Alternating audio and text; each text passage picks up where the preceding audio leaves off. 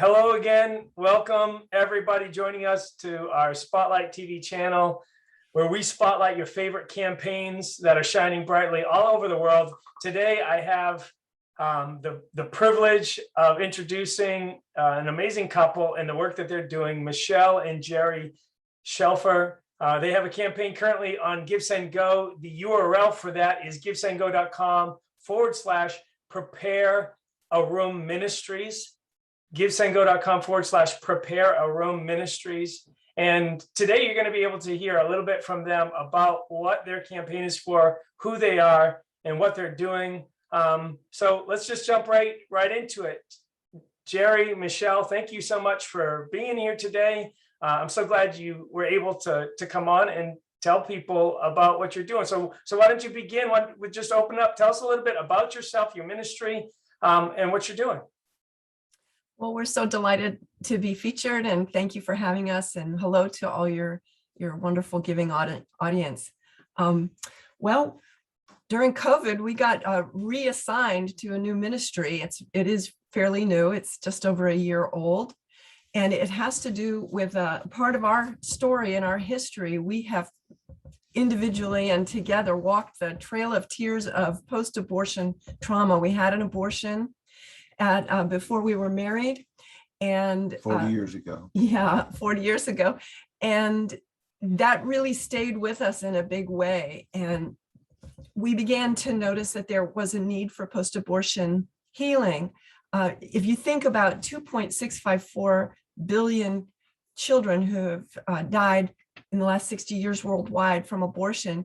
And you think about that, for every one of those children, there was a mother and a father. And many of those people are really suffering. And as my husband, very often emphasizes, there's not a lot of talk about that, even in the churches. So the people are sitting in the pews suffering in silence. And we were really felt led by the Lord really to do something that was pretty uncomfortable for us. And it's uncomfortable for everybody to talk frankly and openly about abortion and about the effects that it has on men and women, the hurt that they carry through their lives. So we're really committed to showing how the work of the cross of Jesus and the forgiveness that he offers is for everyone, even those who have had abortions. That was really our obstacle for me, it was really impossible to even accept the forgiveness that was offered by Jesus, because I felt that our sin was just too awful for that. Held on to it. Yeah, we held on to it for years. Yeah. But then we found a way to break through and really live that abundant life that Jesus has for us. And so we wrote a book with a path to peace and healing for those hurt by abortion, and it's called Prepare a Room, which is why our entire ministry is all Prepare a Room. And then maybe you want to start to talk about the foundlings. Well, first of all, you might wonder what prepare a room is. We're preparing a room in our heart to receive Jesus, but also to receive the abundant life that he has for us. Yeah. When we many times it's such a difficult subject to talk about when you're sitting in the pews, you're a Christian, and you don't want to speak about that. You hold it in, and receiving any kind of ministry is difficult because the pastors are sitting there or standing there in this case, and giving messages to people, and you can bypass this. It's just kind of too icky to get into. So they're suffering there in silence. When we got this assignment after COVID hit, we looked at each other and wondered, what are we going to do now? I had started a business actually in January, and then it stiffed. And after a couple of months, it was like, what are we doing? So anyway, Michelle started writing this book, and it seemed to come pretty quickly. And it was based on our experience and how we found relief and acceptance through Jesus. And Michelle's a trained artist and started making images of these children as she thought they might appear if they had lived, which I thought was charming. But I got this idea of why not make a giant memorial quilt using these images. Now she's up to how many? 500? Today, I believe is 490 children that I've drawn. I draw one a day. Like Jerry said, I draw children as I imagine they might appear if they had lived. And it's really a twofold purpose for doing this. First, to honor the victims. But secondly, really, the child that we aborted played such a key role in drawing me to that forgiveness, because the person who's had an abortion, particularly and specifically, feels a guilt toward the child, not just to God. Yeah, I transgressed your laws, but also just how could I have done that to you, my child? Yeah. And my child was like an ambassador. Her little life was not wasted. She was used by God to draw me to him, to draw me nearer to him, and to draw me into that forgiveness. So our hope is that these faces, this many faces, right now we're at 200 faces, but we hope to get in the quilt, I mean, but we hope to expand the quilt. It's an ever-growing quilt, up to 1,000. Our hope is that these children's faces are going to act as ambassadors of God's grace and forgiveness for others like us who are suffering the same way that we were suffering. So that's what we're looking for funding for. It's presently 10 foot by 14 feet with 200 faces. It's put together by a master quilter. It was only God that was allowed us to find this person, because we were hitting brick walls trying to find someone who could do this. And all of a sudden, her name is Betty Upchurch, and she's just absolutely brilliant in her work. Right. So on many levels, this is a very attractive in that Michelle's a trained artist, so the work is evocative, but also the handiwork, the craftsmanship of this is just par excellent. Amazing. And right now it's 10 by 14, and in about another month it'll be 25 feet long. Oh my goodness. 10 feet high. And we've taken a mortgage out in our house to get this thing started.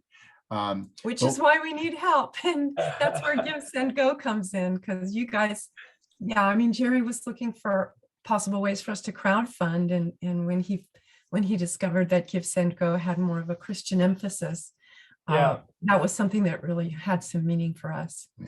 That's incredible. I mean, we imagine this quilt to be maybe 1,000 faces. So possibly even in the round. So you walk into this 30-foot diameter quilt, and you're looking at 1,000 faces. So we're really amazed at the impact that this has had. We just came back from a show in San Antonio where it was the first time that we actually displayed it. And what we find is that there is an emotional response to this. Yes. So we hope to travel with this nationwide and bring this message of hope and deliverance that can be had through Christ. I mean, what an amazing message. I mean, obviously, with the magnitude of the numbers, like you said, over 2 billion babies that have been aborted, the amount of people that actually have experienced that in their life and in their journey, there is a significant amount of people that are carrying the weight of that throughout their life. And so pretty much anywhere you go, you're going to encounter people, and God wants to bring them into freedom through this. And that's right. And and there isn't anyone in the world who has not been touched by this. Everyone has been touched in some way. It could even be the boyfriend who drove her there, or the grandmother who didn't get to have the grandchild. I mean, when we encounter people who desire personal one-on-one ministry with us, it's frequent. It's not unusual for us to encounter people who didn't have an abortion themselves, but were touched by someone else's experience. So everyone is touched. Even the person who, my girlfriend got pregnant. She ended up miscarrying, but for a few weeks, I was thinking about aborting my child. And that stays with them for decades, that guilt of just, how could I have even considered such a thought? So it's just of great magnitude, really impacting the world in a very deep way. And when we travel and we minister to people in these events, we also make it a point to tried to impress upon the pastors to have a heart for this, because this is really the key, I think, in our ministry, is to bring this message to the fore so they see that this is needed. Yeah.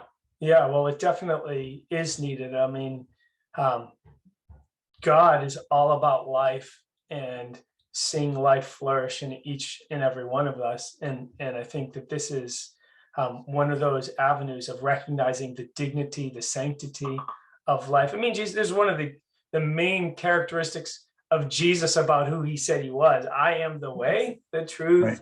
and the life. Like, life emanates from him. And so when we recognize that the value of what life is and how it points back to who our God is and what he's done for us, it brings glory to him, but it also brings us to life. And, I love seeing, in GiveSendGo, my favorite thing about it is seeing that the magnitude of the diversity of the body of Christ. So many people, so many different talents, so many different struggles and dealings that they've walked through in life, and in continuing to spread the hope of Jesus all over the world. So I get to see this everywhere, and it's like, man, God, it's such a blessing for me to hear about what God's birthed in you, through you, in this organization, the impact that he's currently having, but also the impact that he's going to have in bringing freedom for people. So excited that you chose to use GiveSendGo. GiveSendGo, the foundation of our platform was always, we recognize that, money will meet the material needs of our life, but it doesn't meet the immaterial realities that are connected to the material things. And that, so a lot of these other funding platforms, all they dealt with was the material aspect of, well, let's help you raise money and that's it. And we're like, that doesn't even solve the problem, because no amount of money that you throw at somebody that's just lost a son in a car accident and needs to pay for funeral bills, whatever, is going to fix or heal the hurt that she has and the pain that she's walking through. And so our platform was like, man, we just need to carry the hope of Jesus as a platform and connect those two, because that's the biblical narrative around giving and hope, that they're not disconnected from each other. And so, what I love about GiveSendGo, about being a part of your system, is whenever someone gives, the first thing that your message tells me to do is take a moment and thank God. Yeah. You know what? That just tells you so much about where your head is at in the way that you've structured things. You have an opportunity for people to pray for the ministry as well as just giving financially. But you always remind me, hey, remember that this comes from the riches of God's glory. And I just love that reminder. We built off of that. We have the Pray Now button, which is a feature that we've added. Once it was just a counter. Now people can send messages through it. But even recently this year, we started a prayer team. So every campaign that gets started actually gets a phone call from a prayer team member at GiveSendGo that says, we got one. Yes. Oh, you did? Yes. That's amazing. I love it. Yeah, I was very touched by that. Yeah. Okay. And that said volumes about what you folks are about. Yeah. I mean, the testimonies that we've heard of in the moments that we've cut, not everyone that uses GiveSendGo are even Christians. It's an open platform for people of all sorts of, we want it to be a tool to minister, to evangelize to people about the hope that we have. And because of where a lot of platforms are today, increasing censorship around various messages, and they'll shut you down if you don't toe the line. And our platform is, hey, no, as long as what you're doing fits within the realm of what we legally allow, and it's not derogatory or harming somebody, we're going to allow you to do it.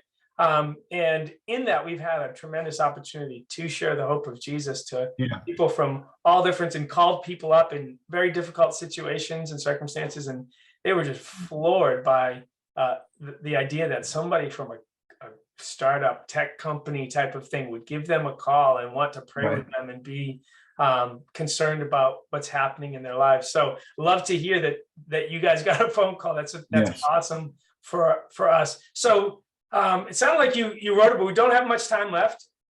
You wrote a book. I'd love to hear what the name of the book is, where people could find that as well. Yes, the book is called Prepare a Room, A Path to Peace and Healing for Those Hurt by Abortion. And it can be found on Amazon, and it can also be found at my publisher, Nordskog Publishing. That's NORDSKOG publishing.com. And you can also just go to our website, because that links to the publisher. Our website is preparearoom.com. We've got a few exciting projects going on. We love to teach. I love to teach on the subject of post-abortion issues from a biblical standpoint. We've got a vlog. We've got a CD of songs that we've composed and performed for those who are hurt by abortion. That the music is available on Spotify and iTunes through our website. And we've got the foundlings. You can look at a selection of the foundlings that are on the website.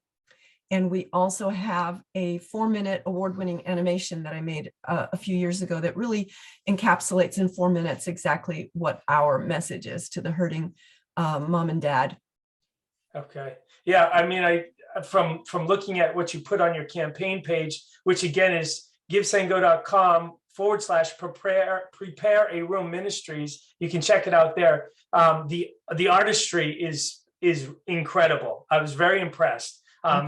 So people take a look, go check out that the GiveSendGo crowdfunding campaign, contribute to it, send messages, pray for it, and then take a look at the website as well. Order that book. Take advantage of these resources that are here to for us to live in freedom from the things that God's brought us through. And so, once again, Michelle and Jerry, thank you so much for being with us today. We value your contribution and what you're doing, and hopefully we can push this out to a bigger audience and that you see some fruit from it. Everyone else there, thank you so much for tuning in. Continue to shine brightly, as we say at GiveSendGo. Take care, and we will see you next time on GiveSendGo Spotlight TV.